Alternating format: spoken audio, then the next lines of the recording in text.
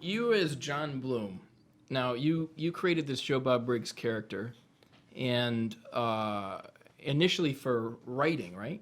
When you were with the was it the Herald or Yeah, I was at the Dallas Times Herald, and I became I was trying to finish a book, a true crime book, and I wanted to. I was a reporter, and I wanted to have a something to do where I didn't have to slide down the fire pole and run off and do uh, stories all the time.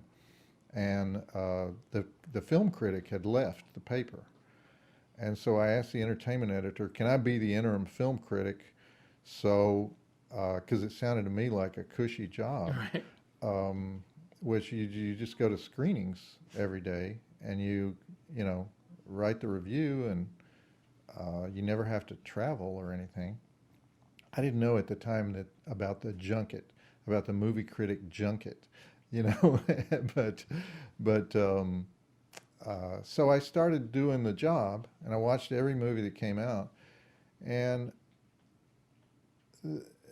it was the era of the big mainstream Hollywood pictures were really bland, and I didn't really care for them at all. Mm-hmm. I like the foreign stuff because by the time the foreign stuff gets to Dallas, Texas, it's like the top 1% of what Right. came out of Europe. It's Yep. like you don't really have to worry about going to a foreign film in Dallas. It's going to be good. It wouldn't have made it to Dallas if it wasn't good. Um, and then I like the exploitation stuff, including the stuff that came out of Hong Kong. And so, but I noticed that stuff would, Friday would come around, and here would be three pictures that were opening at the drive-in that I hadn't seen. And so I'd call up the distributor, hey, well, why didn't you screen this movie? Oh, we don't ever screen our pictures for critics, And that's when I created this character, Joe Bob Briggs, the drive-in movie critic, um, at the time of Rockwall, Texas. Rockwall didn't have a movie theater. And so, and I just told one guy that I was doing it, and I did it specifically as a Mark Twain type hoax, where I was going to try to stay under the radar and no one was going to know who Joe Bob Briggs was. Actually, I went through several other names. The original name was going to be Bubba Gonzalez, and because a big part of the drive-in audience was Hispanic in Texas, so I wanted to be half white, half Hispanic. And the editor talked me out of it, said it might be perceived as racist. And I said, okay, well, I'll make it the whitest name I can come up with. So I made it Joe Bob Briggs, and invented a whole backstory, and started reviewing the movies. The first movie was uh, the actual name that it was released under is Anthropophagus. It was released in America as The Grim Reaper.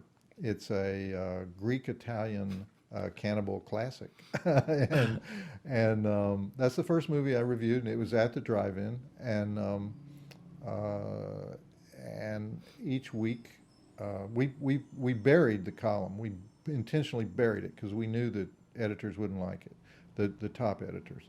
So we put it. There was a Friday section that was like the weekend guide, and it was full of discount furniture ads, and it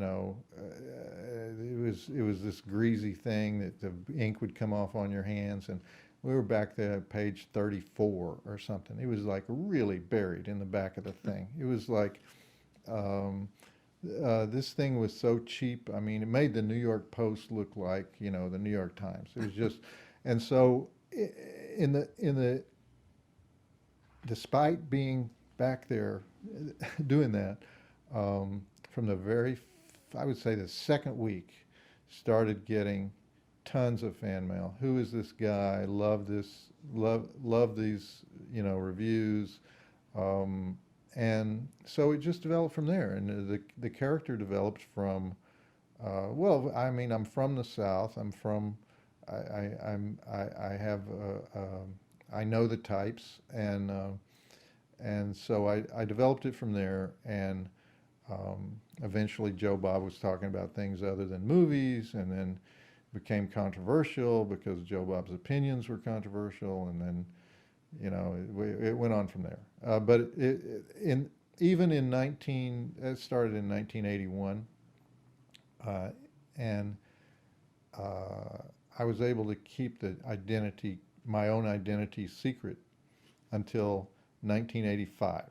Now, in the world of, even in the pre-internet world, today it's impossible to do any kind of literary hoax of any kind. They get you right away, But even at that time, it was becoming increasingly difficult as news crews would show up, and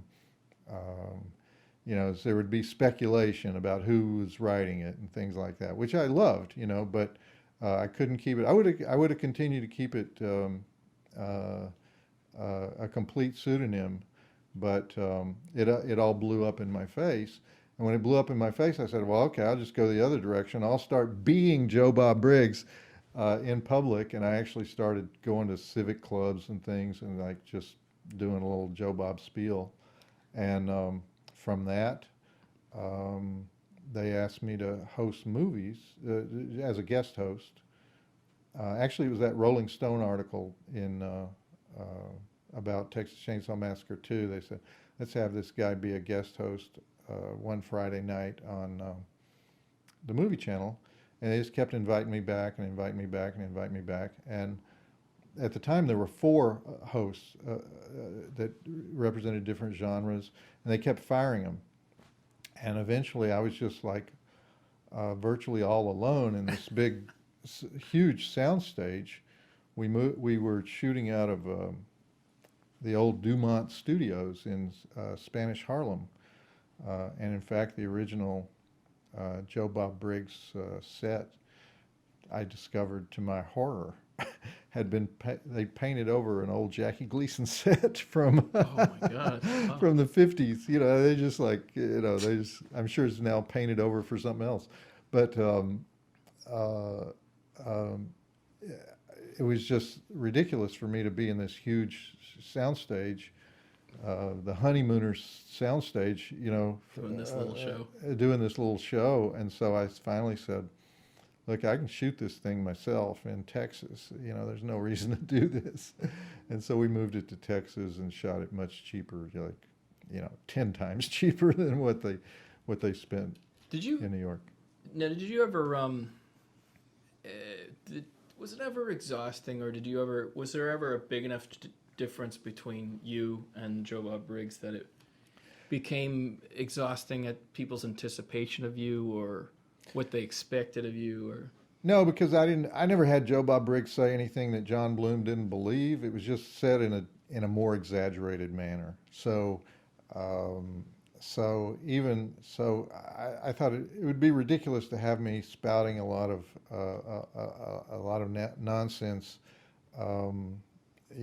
just to be causing trouble. But if I took things that I would say anyway, but just put them in the Joe Bob voice, which is exaggerated and sometimes obnoxious, then it'd be more fun. So, no, I never had any problem with defending anything that Joe Bob did or said, and I had to defend it, quite a bit. There were various protests at various times.